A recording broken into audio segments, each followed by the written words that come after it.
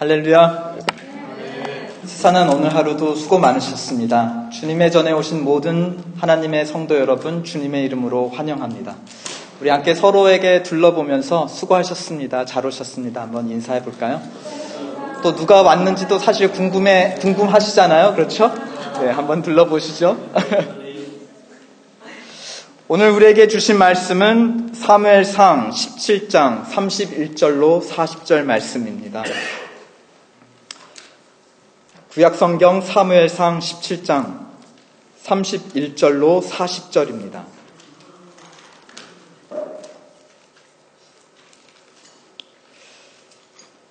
제가 먼저 읽고 교독하도록 하겠습니다. 사무엘상 17장 31절.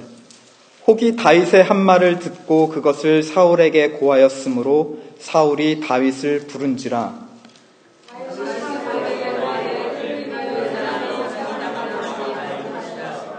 주의 종이 가서 저 블레셋 사울이 다윗에게 이르되 내가 가서 저 블레셋 사람과 싸우기에 능치 못하리니 너는 소년이요 그는 어려서부터 용사이민이라.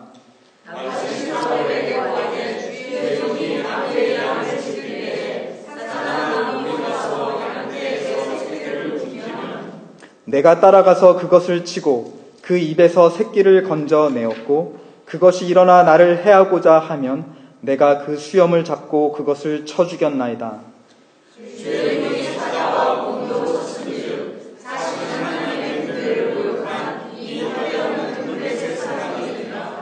그가 그 짐승의 하나와 같이 되리라. 37절. 또 가로되 여호와께서 나를 사자의 발톱과 곰의 발톱에서 건져내셨은즉 나를 이 블레셋 사람의 손에서도 건져내시리이다. 사울이 다윗에게 이르되 가라 여호와께서 너와 함께 계시기를 원하노라. 이에 사울이 자기 군복을 다윗에게 입히고 또 두루를 그 머리에 씌우고 또 그에게 갑옷을 입히매 다윗이 칼을 군복 위에 차고는 익숙치 못함으로 시험적으로 걸어보다가 사울에게 고하되 익숙지 못하니 이것을 입고 가지 못하겠나이다 하고 곧 벗고 40절 다 함께 손에 막대기를 가지고 시내에서 매끄러운 돌 5을 골라서 자기 목자의 제구 곧 주머니에게 놓고 손에 물매를 가지고 블레셋 사람에게로 나아가니라. 아멘. 사울은 기름 부음을 받고 이스라엘의 첫 왕이 됩니다. 그러나 그는 비밀스럽게 안수를 받았지만 사람들 사이에서는 아직 왕으로 인정을 못 받았습니다.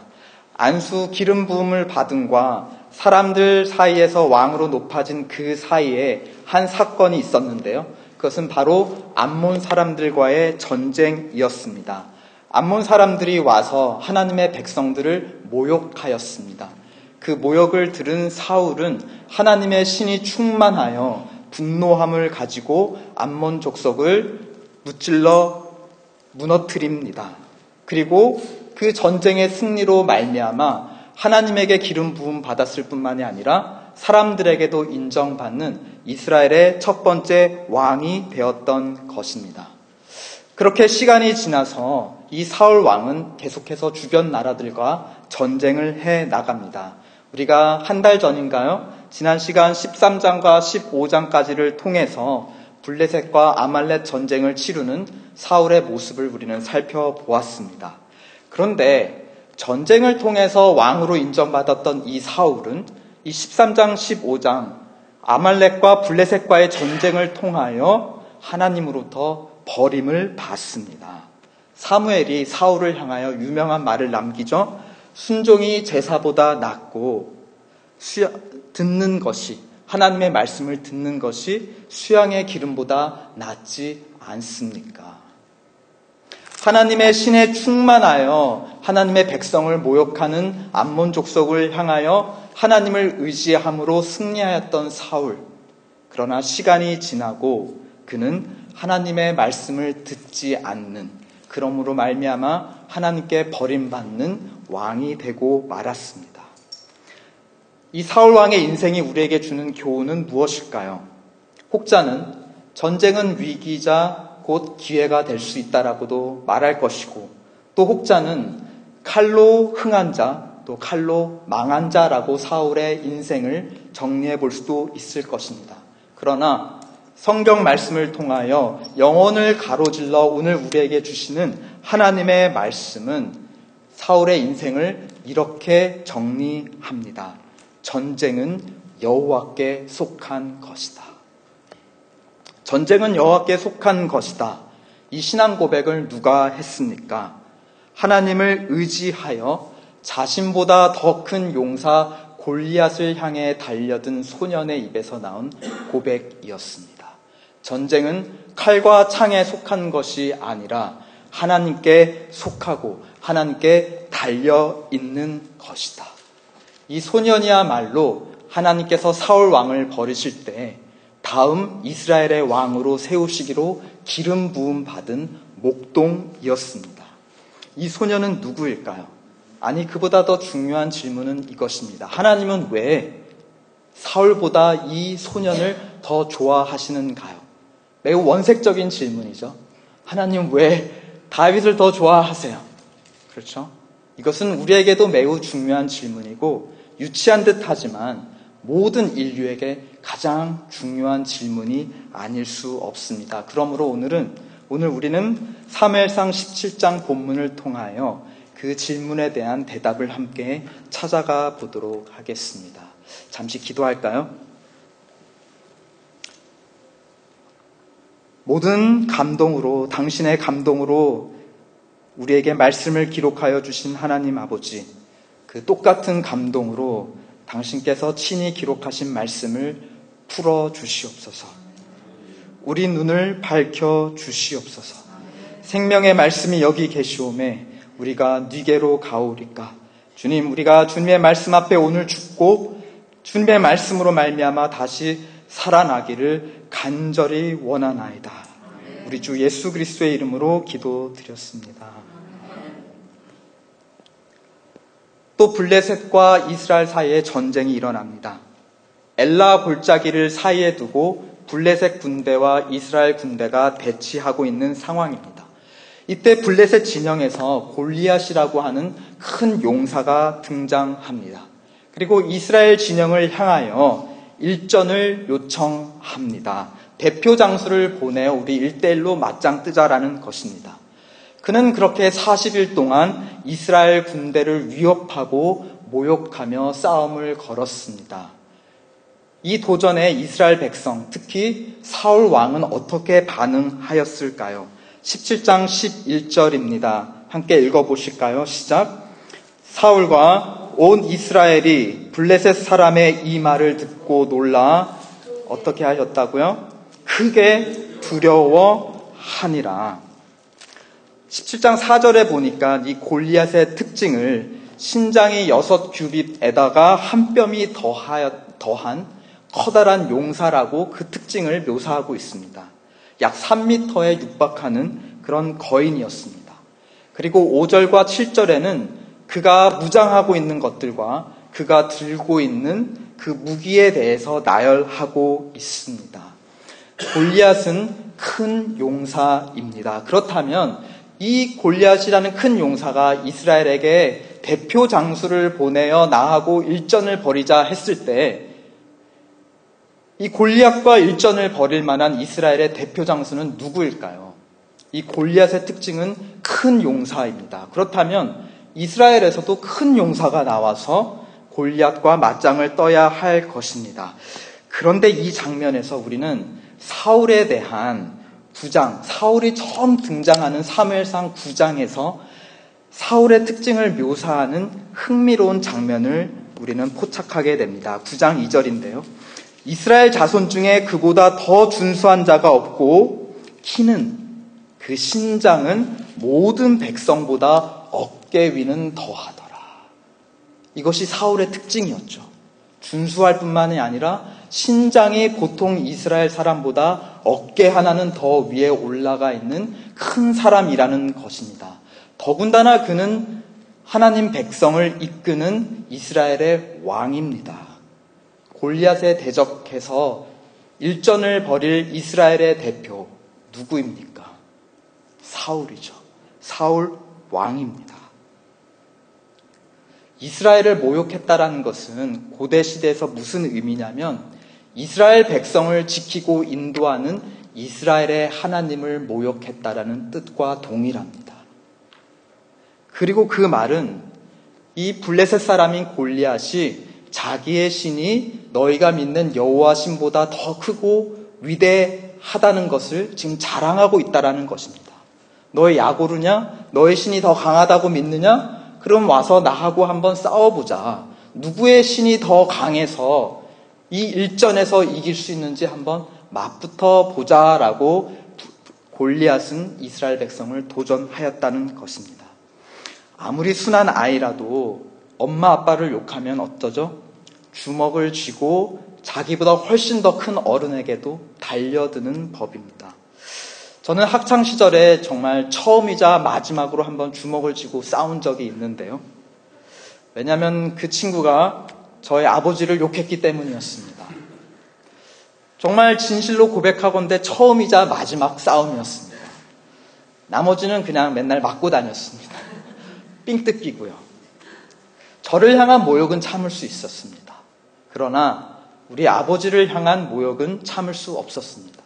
많이 맞고 삥을 뜯길지언정 저는 아버지의 명예를 지킨 자랑스러운 아들이었습니다. 이상하죠? 사울이 왕이 기름 부음 받고 아직 공식적으로 왕이 되기 전에 암몬 사람들이 나와서 이스라엘 백성들을 모욕했습니다.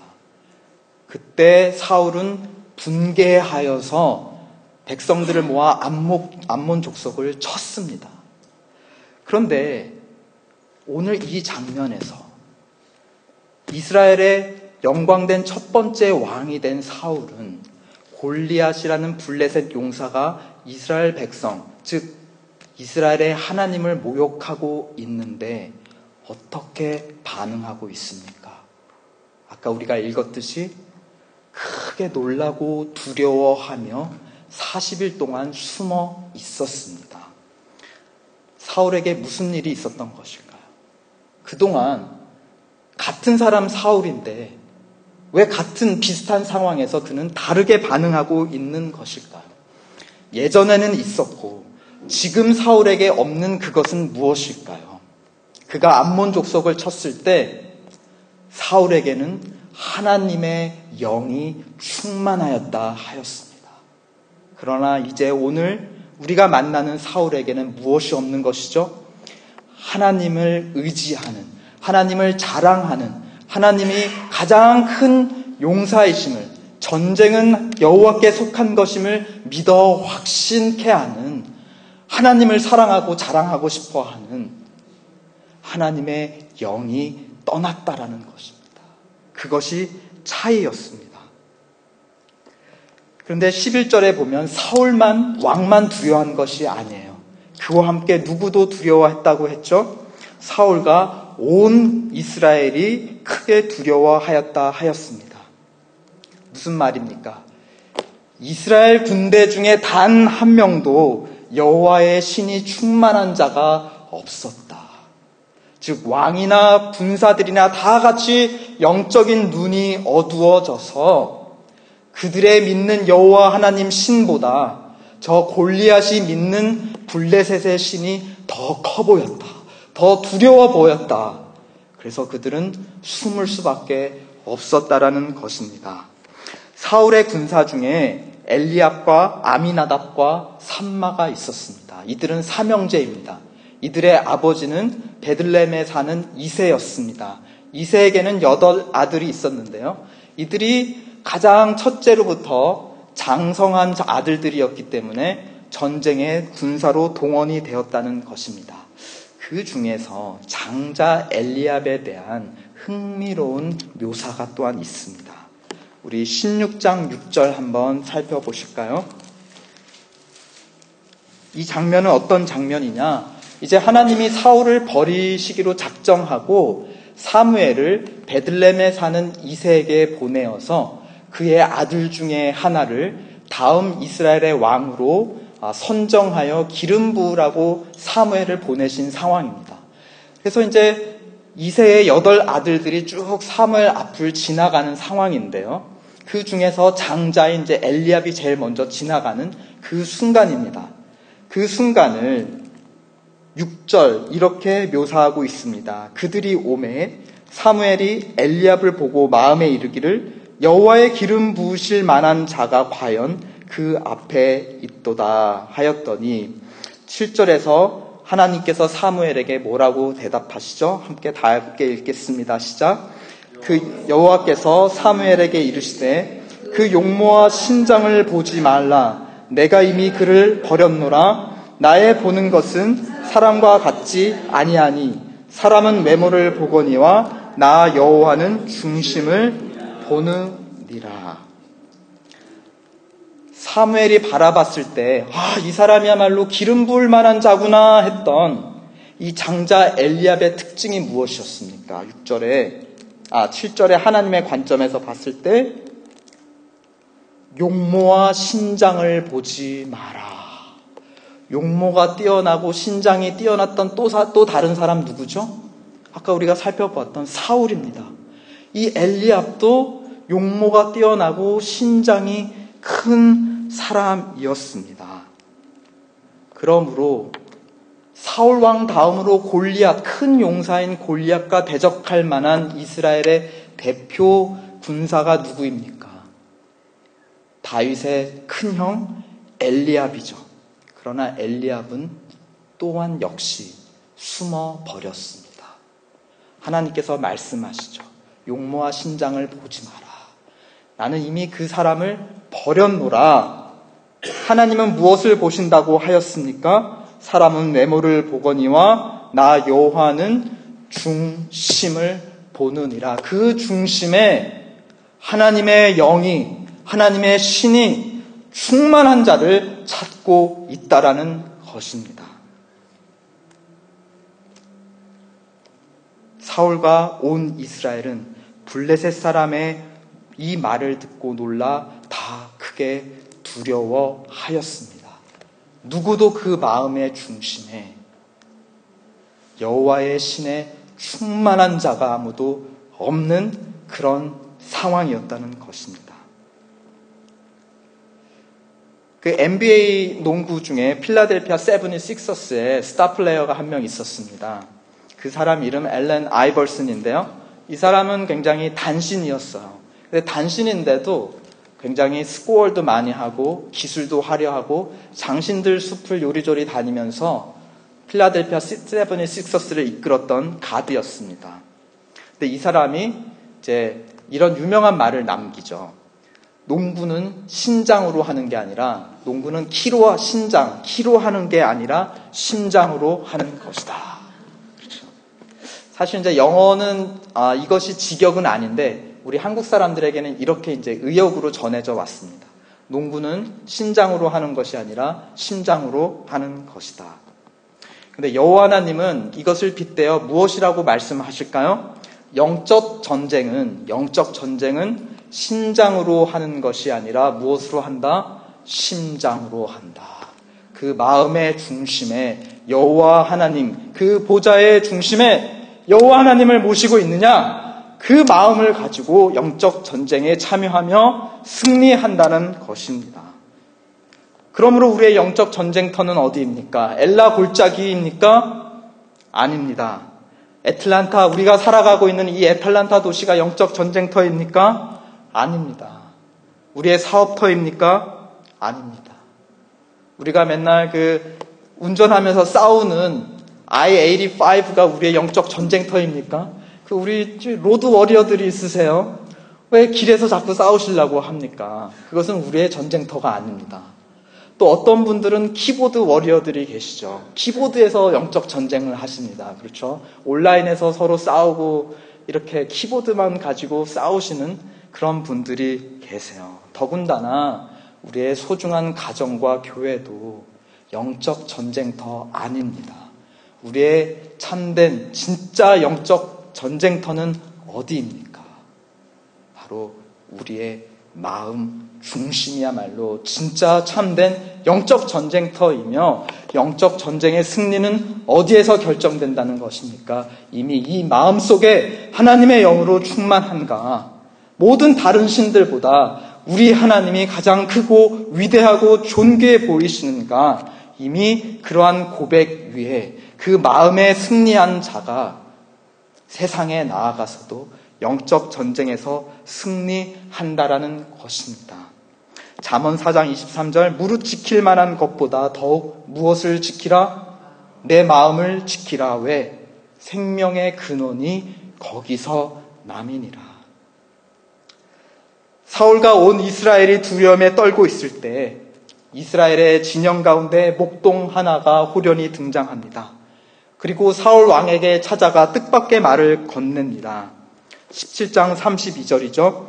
다윗이 사울에게 고하되 그를 인하여 블레셋을 인하여 사람이 낙담하지 말 것이라. 주의 종이 가서 저 블레셋 사람과 싸우리라. 여기서 낙담하지 말라고 하는 히브리어를 조금 더 원문에 충실하게 직역하면 마음을 떨어뜨려 잃어버리지 말라라는 것입니다. 우리 한국 사람은 놀라면 간 떨어질 뻔했다라고 말하죠. 이 이스라엘 사람들은 마음이 떨어질 뻔했다 이렇게 얘기합니다. 그렇죠? 내 마음을 지켜라. 왜냐하면 생명이 거기서 나기 때문에. 낙담했다는 것은 마음을 떨어뜨리고 어딘가 잃어버려서 지금 어찌할 줄을 모른다, 이런 표현입니다. 우왕좌왕 두려움에 떨어서 어쩔 줄 모르는 사울 왕 앞에 작은 목동 하나가 나타나 낙담하지 마십시오.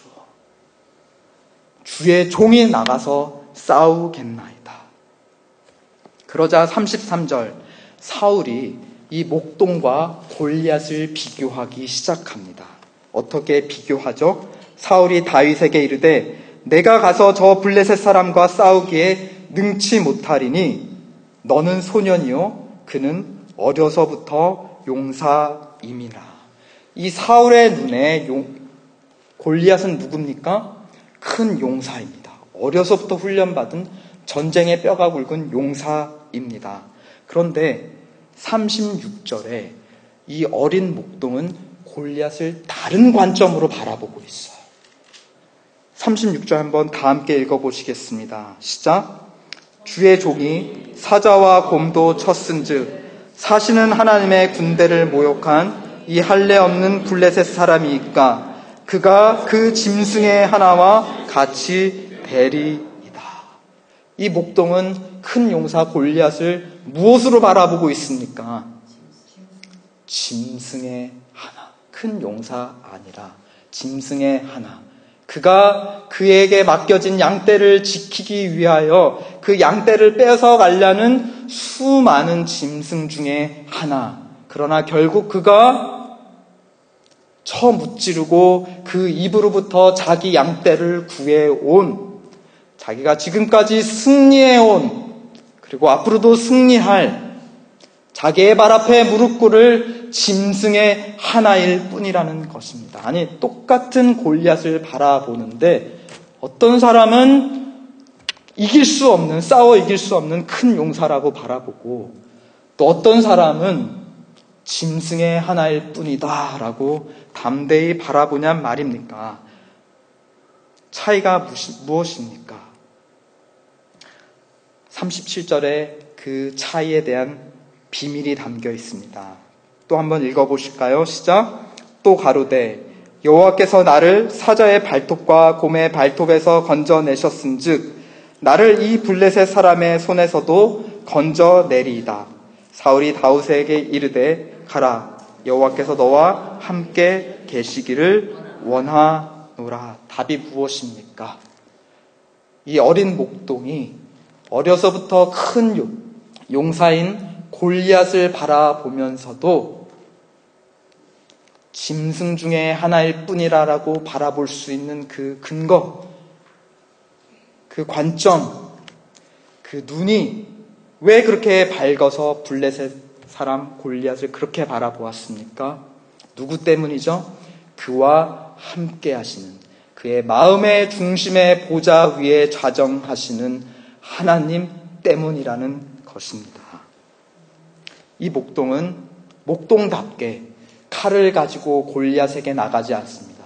짐승을 잡을 때 칼을 가지고 잡는 것이 아니라 그가 목동으로서 막대기와 물매를 가지고 그 짐승을 제압함으로 자기 양떼를 빼앗아 왔듯이 그는 막대기와 물매와 돌 5개를 가지고 짐승에게 나아가는 것입니다. 두려움에 떨고 있는 양떼 이스라엘 백성을 그 짐승에게서 지켜줄 선한 목자, 모욕당하는 하나님의 이름과 명예를 지켜주려고 나아가는 하나님의 참된 아들, 이 목동의 이름은 바로 다윗이었습니다.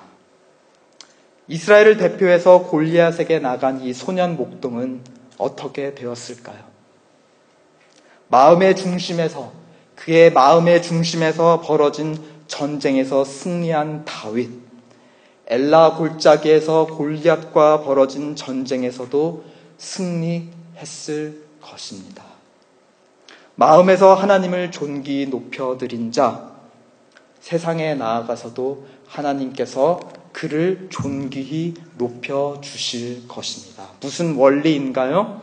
나존 내존, 나멸 내멸. 나 하나님을 높이는 자를 나 하나님이 함께 높여주고, 나를 멸시하는 자를 내가 경멸하리이다.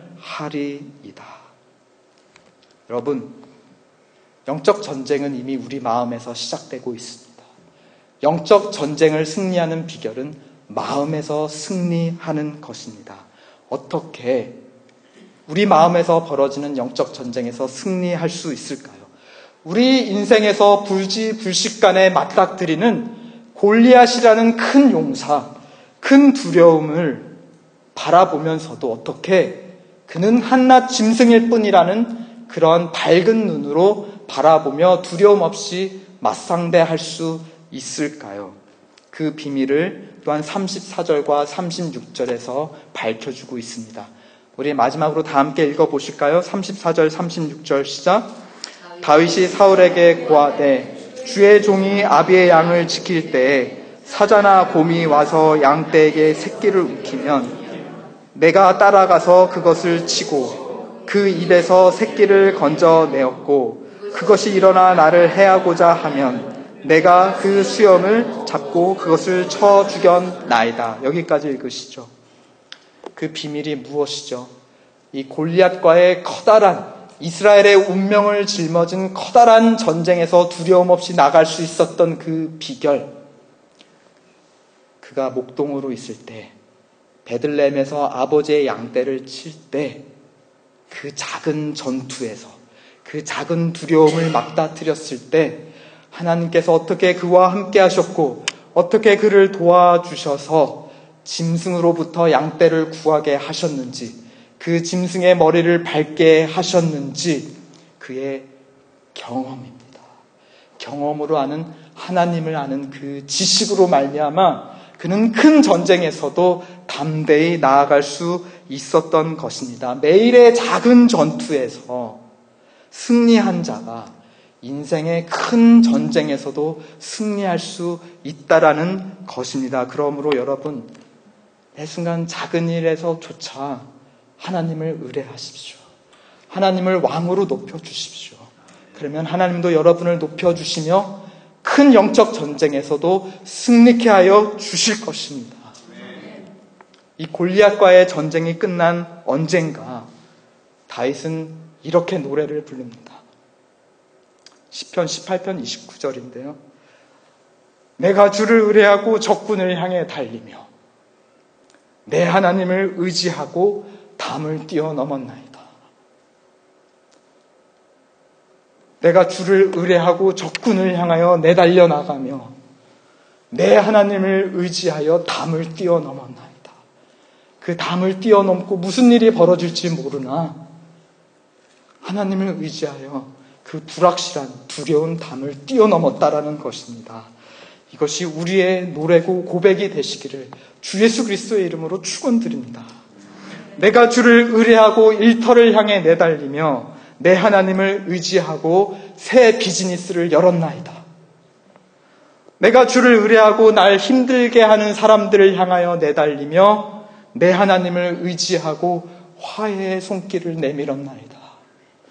내가 주를 의뢰하고 낯선 사람을 향해 다가가며 내가 내 하나님을 의지하여 그에게 복음을 전하였나이다. 내가 주를 의뢰하고 병원문을 향해 들어서며 내가 하나님을 의지하고 병원문을 나섰나이다. 마지막으로 우리 인생의 끝에서 내가 십자가의 주를 의뢰하고 죽음을 향해 내달리며 내 부활의 하나님을 의지하고 죽음을 뛰어넘나이다. 이 죽음 너머에 우리를 부활로 기다리시는 그 하나님이 계심을 확신하기에 우리는 부활의 하나님을 믿고 의지함으로 죽음을 향하여 담대히 나아갈 수 있고 또한 죽음을 이기는 최후의 영적 전쟁에서 승리할 수 있습니다. 이 믿음의 고백과 함께 하나님이 부르신 내일의 세상으로 달려나가시는 하나님의 크신 용사들 되기를 우리 주 예수 그리스도의 이름으로 축원드립니다. 우리 이 시간 함께 합심하여 기도할까요? 여러분, 진짜 영적 전쟁터는 우리 마음의 중심입니다. 다른 누구도 어떤 상황도 아니에요. 우리 마음의 중심 속에 이미 영적 전쟁이 일어나고 있고 이 마음의 영적 전쟁에서 승리한 자 세상에서도 승리합니다. 승리의 비결은 무엇입니까? 우리의 마음의 중심에 만왕의 왕 되신 하나님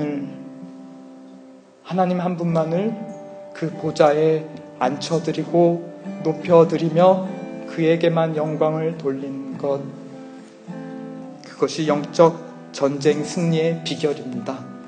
그러할 때 아무리 큰 골리앗이, 아무리 큰 시험과 두려움이 우리의 자신과 우리 가족과 우리 교회에게 달려온다 할지라도 그 골리앗은 더 이상 큰 용사가 아니요 큰 두려움이 아니요 한낱 들깨에 불과할 뿐입니다. 주님, 우리의 눈을 밝혀주셔서 우리를 두려움에 사롭잡게 하는 그 골리앗이 그냥 개 한 마리에 보이는 그냥 아무것도 아닌 그런 미물에 불과하게 보이게 하여 주시옵소서. 하나님이 더 크심을 보게 하여 주시옵소서. 하나님을 높일 때 하나님 우리를 높여주실 것을 믿습니다. 큰 전쟁에서 하나님을 의지하고 승리하기 원합니다. 작은 것에서부터 하나님을 의지하기 원합니다. 큰 전쟁에서도 하나님께서 우리를 승리케 하여 주실 것을 믿습니다. 하나님, 우리 보좌를 차지하고 있는 우상들과 두려움들을 다 몰아내어 주시고 하나님 친히 그 자리에 좌정하여 주시옵소서. 우리를 죽여주시고 살려주시옵소서. 우리 함께 부르짖으며 합심하여 기도하겠습니다.